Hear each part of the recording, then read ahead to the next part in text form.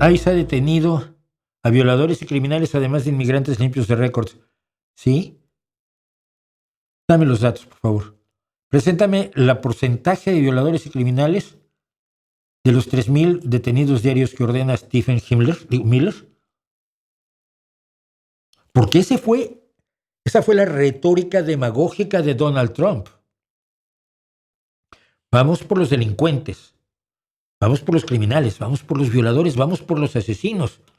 Dices tú, hombre, pues es que hay que ir contra ellos, sean inmigrantes ilegales o no, ¿no?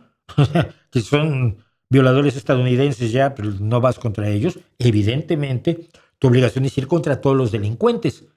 Pero lo que buscaban con esta retórica es señalar que todo inmigrante indocumentado es un delincuente, porque es lo que cree Stephen Miller. Criminalizar al inmigrante identificándolo con la delincuencia, como si no hubiera una delincuencia igual o mayor entre los estadounidenses. Habría que ver las cifras. ¿Ok?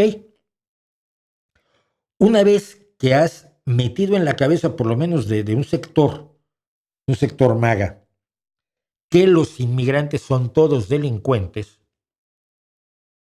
lanzas a tus huestes y entonces Stephen Miller puede ordenar, como le ordenó a ICE, que no se concentren en los delincuentes y que vayan al 7-Eleven y que vayan al Home Depot.